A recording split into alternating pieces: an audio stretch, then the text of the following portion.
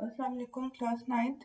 आज हम इस चैप्टर का लास्ट लेक्चर करने जा रहे हैं और वो स्टार्ट करने से पहले जो एक इशू आ रहा है सेल्फ असेसमेंट एक्सरसाइज 6.1 में, और आमना ने मुझसे उसका क्वेश्चन काफ़ी बार किया, ख़ास तौर पे इसका जो पार्ट डी है। If the solution is cooled back to 0 degree centigrade and no crystals appear, is the solution saturated, unsaturated or super saturated solution? आपके पास एक सोल्यूशन है जो कि 100 ग्राम पर 0 डिग्री सेंटीग्रेड पे सोडियम थायोसल्फेट सोडियम एसीटेट को dissolve कर रहा है 119 ग्राम, और 100 डिग्री सेंटीग्रेड पे वो सॉल्युबिलिटी इंक्रीज होकर 170 ग्राम हो जाती है।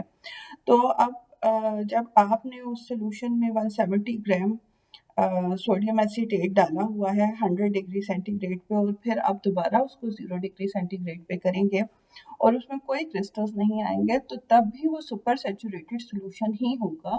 क्योंकि सुपर सैचुरेटेड सोल्यूशन में, क्योंकि आपको मालूम है कि आपने 100 डिग्री सेंटीग्रेड तक उसे हीट करके उसमें 170 ग्राम सोडियम एसीटेट डिसॉल्व कर लिया था। अब आपने कूल किया है तो वो 170 ग्राम ही उसमें मौजूद है, वो सुपर सैचुरेटेड सोल्यूशन है। हाँ, वो आपको पता कब चलेगा कि अगर आप उसमें कोई क्रिस्टल डाल लोगे सोडियम एसीटेट का, या आप उस सोल्यूशन को थोड़ा सा हिला लोगे, उसमें कोई डिस्टर्बेंस भी क्रिएट कर दोगे, तब भी क्रिस्टलाइजेशन हो जाएगी, वरना नहीं होगी। तो वो 0 डिग्री सेंटीग्रेड पर भी वो सुपर सैचुरेटेड सोल्यूशन ही है। I hope you understand it now. मैं अपने नेक्स्ट टॉपिक की तरफ आती हूँ। मुझसे एक क्वेश्चन और किया गया है जो कि सेल्फ असेसमेंट एक्सरसाइज 6.7 का है। अब प्रॉब्लम ये है कि जो मेरे पास बुक है उसमें सेल्फ असेसमेंट एक्सरसाइज 6.3 के बाद इन्होंने दे दिया है सेल्फ असेसमेंट एक्सरसाइज 6.9 के नाम से। तो मैं इसलिए थोड़ा सा कंफ्यूज हो गई हूँ कि ये 6.7, अच्छा ये मुझे 6.7 भी मिल गई। ये इन्होंने एक अजीब ही काम किया है, इन्होंने कोई तरतीब नहीं रखी हुई। एक सेल्फ असेसमेंट एक्सरसाइज 6.3 के बाद मेरे पास 6.9 है और पीछे कहीं 6.7 है।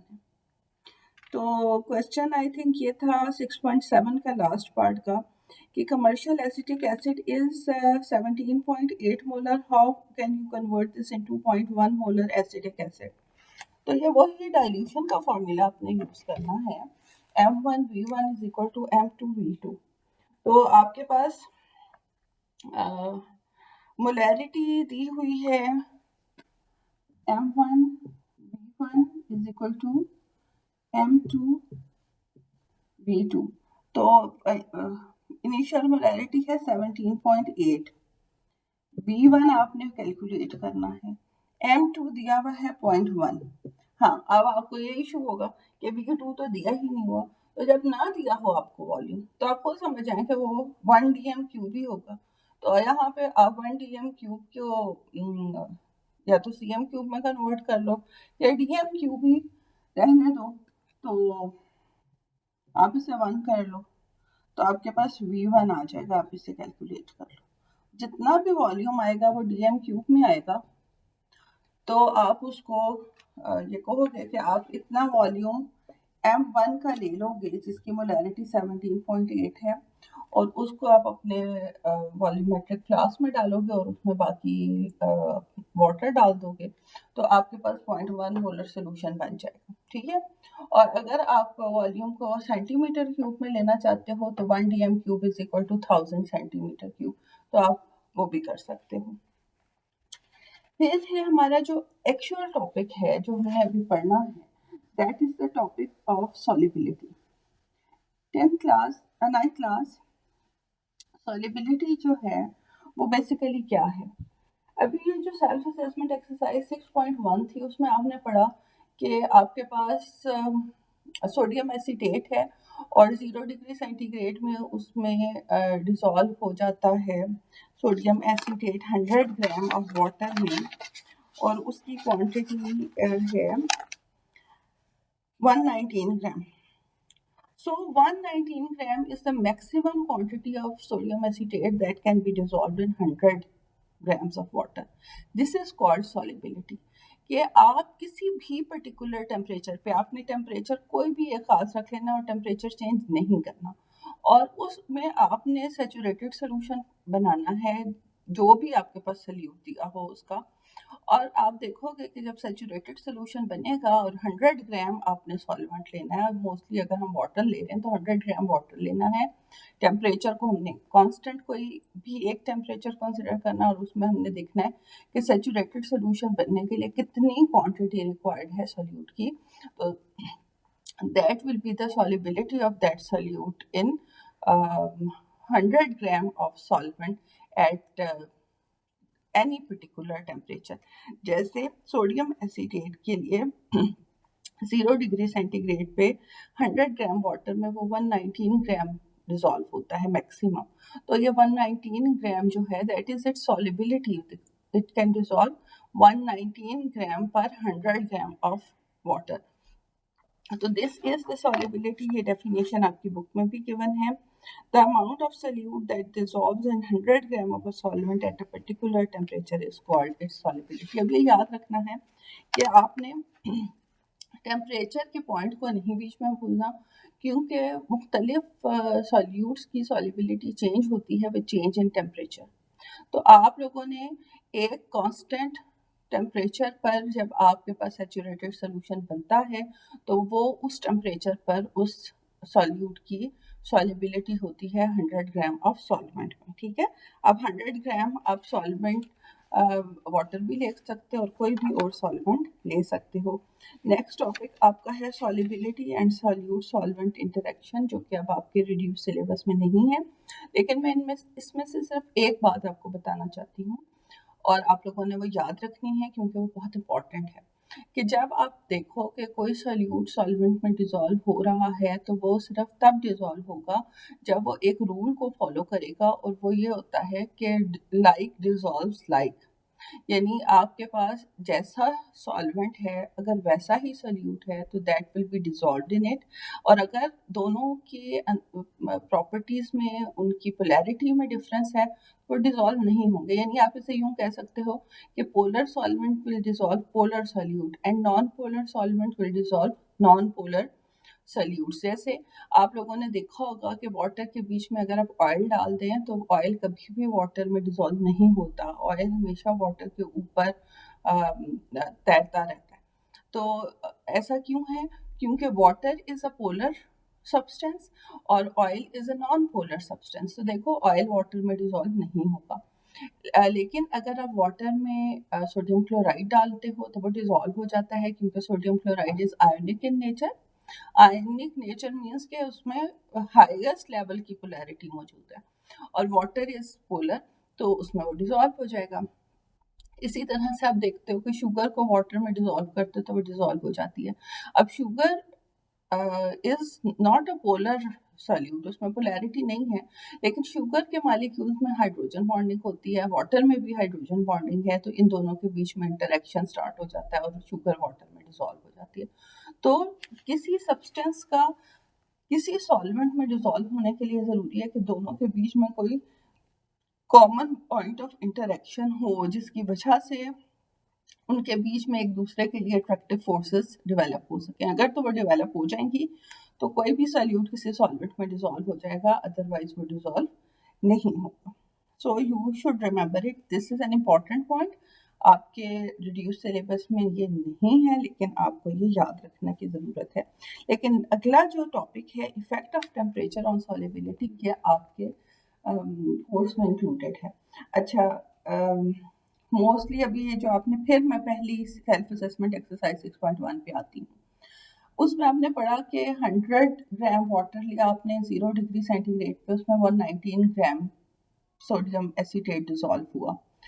फिर उसके बाद अगर आप उसका टेम्परेचर इंक्रीज करते हैं तो उसमें फर्दर सोडियम एसीटेट डिसॉल्व हो सकता है और हो रहा है, क्योंकि आपने कहा कि 100 डिग्री सेंटीग्रेड तक आपके पास 170 gram of sodium acetate will be dissolve.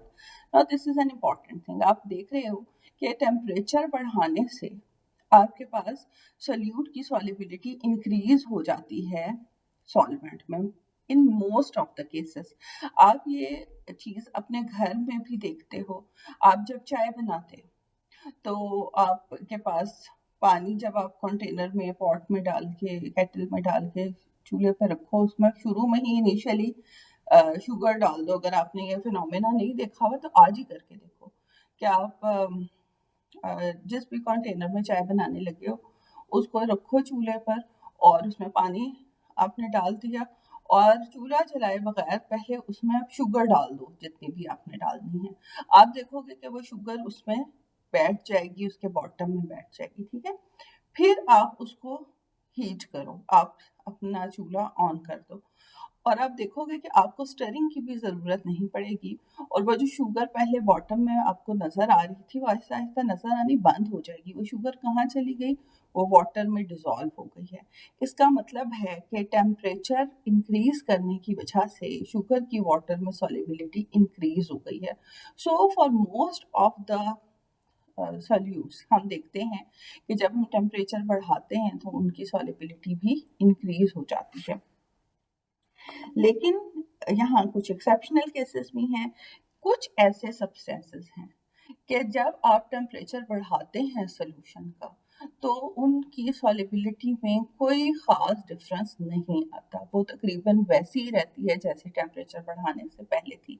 जबकि कुछ ऐसे सब्सटेंसेस भी होते हैं कि आप टेम्परेचर बढ़ाते हैं और उनकी सॉल्युबिलिटी इंक्रीज होने की बजाय डिक्रीज होना शुरू हो जाती है, ठीक है।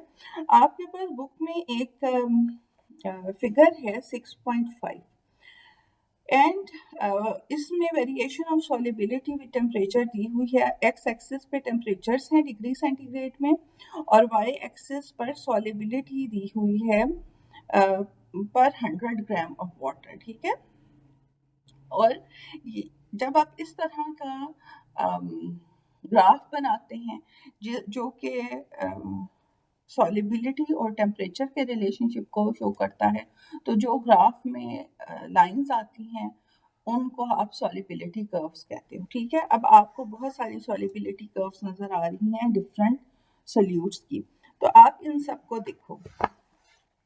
जैसे अगर आप देखो तो आपके पास KNO3 है और KNO3 की आपको कुछ इस तरह की कर्व नजर आ रही है। मैं यहाँ एक रफ सी कर्व भी बना सकती हूँ और मैं वही बनाऊंगी कि यहाँ पर आपके पास टेम्परेचर इंक्रीज हो रहा है और यहाँ पर आपके पास सॉल्युबिलिटी इंक्रीज हो रही है वाई एक्सिस पर, ये एक्स एक्सिस है। तो आप देखते हो कि KNO3 की कुछ इस तरह की लाइन चल रही है। अच्छा, अब आप देख रहे हो कि इनिशियली जब टेम्परेचर बढ़ाना शुरू हुआ, इस तरफ इंक्रीज हो रहा है ना टेम्परेचर, तो सॉल्युबिलिटी तकरीबन कांस्टेंट रह रही है। लेकिन फिर एक टेम्परेचर आता है जिसके बाद सॉल्युबिलिटी में बहुत तेजी से इजाफा होता है कि आप जैसे जैसे टेम्परेचर बढ़ा रहे हैं सॉल्युबिलिटी बढ़ती जा रही है KNO3 की। This is the solubility curve of KNO3। फिर आपके पास एक और कर्व है NaNO3 मेरे पास अगेन बुक में बहुत ब्लर किस्म की फिगर है तो इसलिए मुझे बहुत अच्छी चीज़ें नज़र नहीं आ रही और वो कुछ इस तरह की है। That is NaNO3। आप देख रहे हो कि NaNO3 का ये जो 0 डिग्री सेंटीग्रेड है इस पर भी इसकी सॉल्युबिलिटी काफ़ी ज़्यादा है।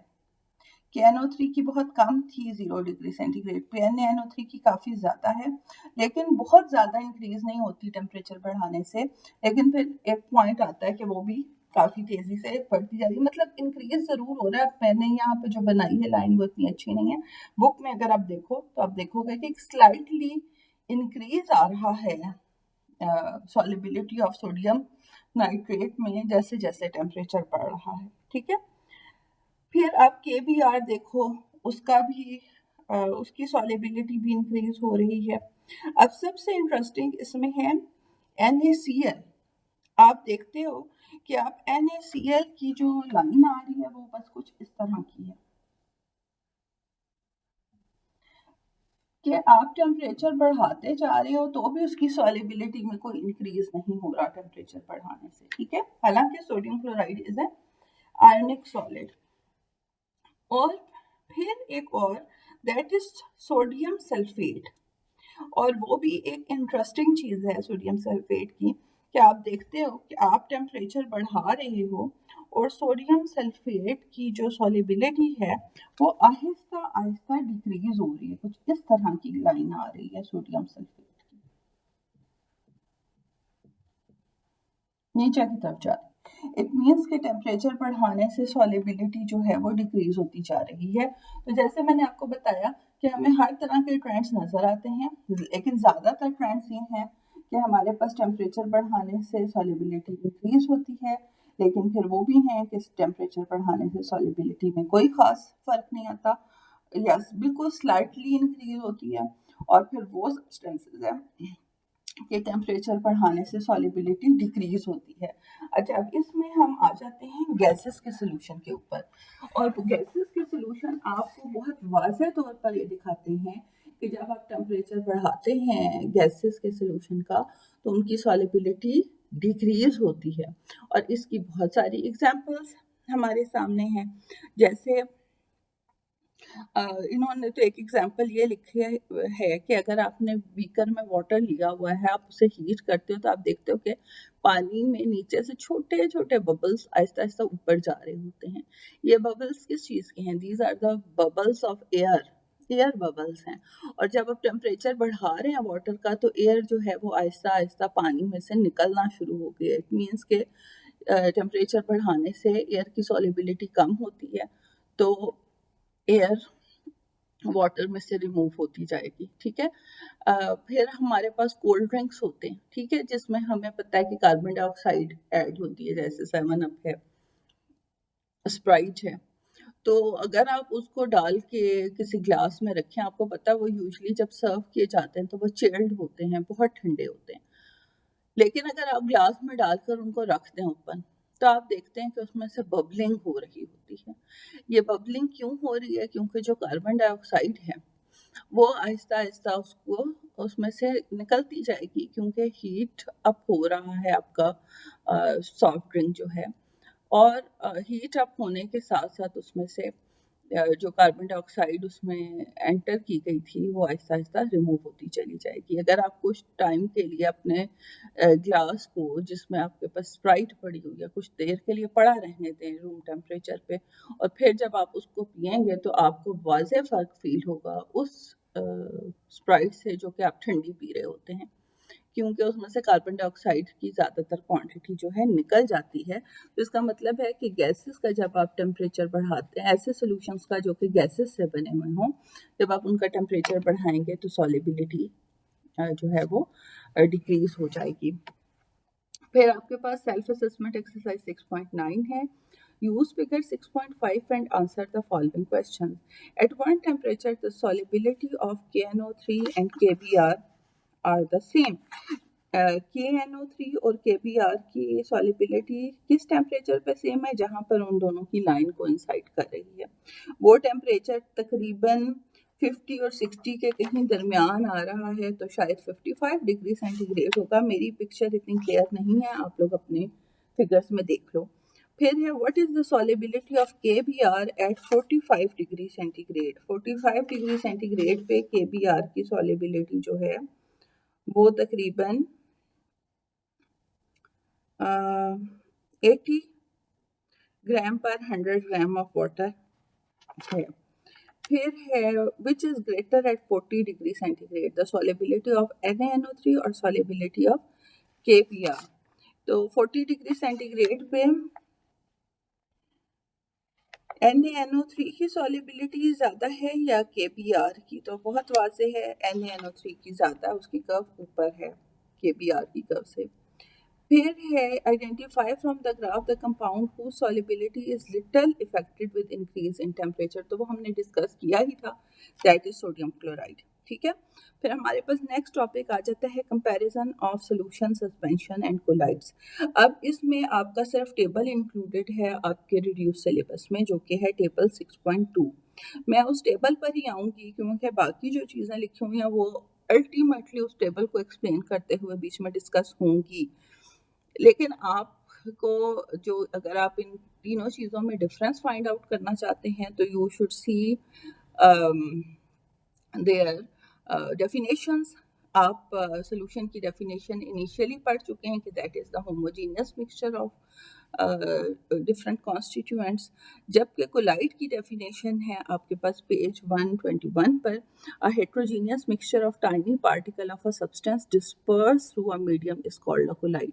तो ये तो पहला डिफरेंस आ गया कि जो आपके पास सॉल्यूशंस हैं वो होमोजीनियस मिक्सचर्स होते हैं सॉल्वेंट और सल्यूट के, जबकि जो कोलाइड्स हैं वो हेट्रोजीनियस मिक्सचर होते हैं, और आप इन्हें डिस्पर्शंस भी कहते हैं, क्योंकि ये एक जो भी आपके पास मीडियम है उसके बीच में सॉल्यूट के पार्टिकल्स डिस्पर्स हुए होते हैं, यानी वो एक होमोजीनियस, एक कॉन्टिन्यूटी इन फेज नहीं होती उनमें, बल्कि एक हेट्रोजीनियस किस्म का की सिचुएशन होती है, मतलब डिफरेंट एरियाज में डिफरेंट नंबर ऑफ पार्टिकल्स हो सकते हैं, तो हेट्रोजीनियस मिक्सचर्स होते हैं। और फिर आपके पास सस्पेंशन की डेफिनेशन भी इसी पेज पर है, a heterogeneous mixture containing particles large enough to be seen with the naked eye and clearly distinct from the surrounding fluid is called suspension। ये भी हेट्रोजीनियस मिक्सचर होते हैं, जैसे कोलाइड हेट्रोजीनियस मिक्सचर होते हैं, लेकिन नाइन्थ क्लास जो collides होते हैं वो बहुत टाइनी पार्टिकल्स होते हैं और आप नेकेड आई से उनको अलग अलग नहीं देख सकते, कोलाइड के पार्टिकल्स को जिस मीडियम में वो मूव कर रहे हैं आप उसको उससे अलग नहीं देख सकते, लेकिन सस्पेंशन में आप प्रॉपरली उनको सेपरेटली देख सकते हैं अपनी नेकेड आई से। ठीक है, अब इस डेफिनेशन को समझना हो तो आप फिगर 6.7 देख लें, वो बहुत अच्छी आपको तीनों में डिफरेंस बता रहा है, सोल्यूशन, कोलाइड और सस्पेंशन में। ये लाइट है जो कि तीनों सॉल्यूशंस पर से पास की गई है, तीनों कंटेनर्स में से पास की गई है, एक में सॉल्यूशन है, एक में कोलाइड और एक में सस्पेंशन है। आप देख लो कि सॉल्यूशन में बिल्कुल लाइट की स्कैटरिंग नहीं है, जैसे लाइट थी बस वो वैसे उसमें से गुजर रही है। कोलाइड में आपको लाइट की स्कैटरिंग नजर आ रही है, एक येलो सा जो स्पॉट नजर आ रहा है वो ही आपको दिखा रहा है कि इसमें कुछ अलग से कुछ पार्टिकल्स मौजूद हैं जो कि कोलाइडल पार्टिकल्स हैं, लेकिन वो इतने छोटे हैं कि आप उनको सेपरेटली अलग अलग देख नहीं सकते, लेकिन आपको उस मिक्सचर की एक डिसकॉन्टिन्यूटी, एक हेट्रोजिनिटी नज़र आ रही है, जबकि सस्पेंशन में तो बहुत वाज़ेह डिफरेंस है, मतलब जहाँ से लाइट गुजरी है वो भी आपको स्कैटरिंग लाइट की होती हुई नज़र आ रही है, और अगर आप पूरे उस कंटेनर में देखें तो आपको सस्पेंशन के पार्टिकल्स जो हैं वो मूव करते हुए नज़र आ रहे हैं। अब कोलाइड की अगर आपने एग्जांपल लेनी हो तो जैसे फॉग है, जब आप फॉग में जाते हैं तो आप जो फॉग में पार्टिकल्स हैं, जो वाटर वेपर्स हैं, जो डस्ट है, आप उसे अलग अलग देख नहीं सकते, लेकिन आपको ये पता चल रहा होता है कि आपके एयर में कुछ एक सेपरेट सी चीज़ है, एक अलग सी चीज़ है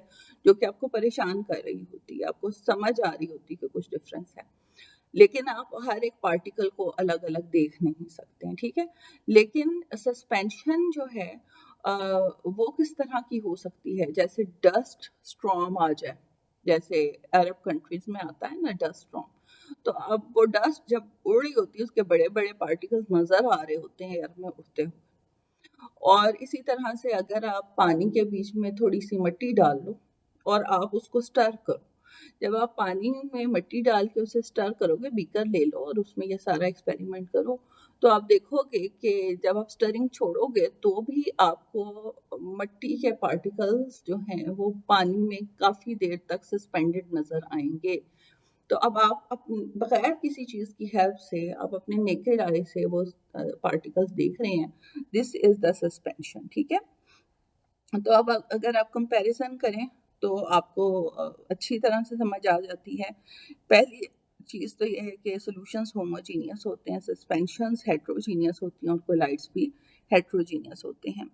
जो सॉल्यूशंस हैं उनका पार्टिकल साइज जो है that vary from 0.1 to 1 nanometre, मतलब बहुत स्मॉल पार्टिकल साइज होता है सॉल्यूशंस में, जबकि सस्पेंशन में particle size is greater than 10⁻³ nanometre, बड़ा साइज है इसलिए हमें नजर भी आते हैं। और कोलाइड में पार्टिकल साइज जो है 1 to 10⁻³ नैनोमीटर है, यानी यही असल में बेसिक डिफरेंस है पार्टिकल के साइज का, कि आपको सोल्यूशन में पार्टिकल का साइज जो है वो इतना छोटा है कि आपको होमोजीनियस मिक्सचर नजर आता है, जबकि कोलाइड्स में उससे बड़ा है और सस्पेंशन में पार्टिकल साइज सबसे बड़ा है।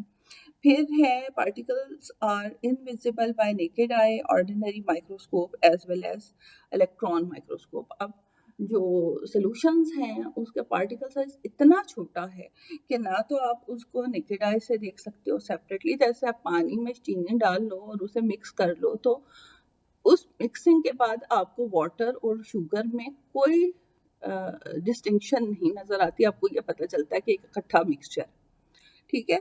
तो आप शुगर के पार्टिकल्स को उसमें देख ही नहीं सकते, ना नेकेड आई से देख सकते हैं, ना सिंपल माइक्रोस्कोप से देख सकते हैं, इवन बहुत स्ट्रॉन्ग इलेक्ट्रॉन माइक्रोस्कोप भी आपको वो पार्टिकल्स नहीं दिखाएगी।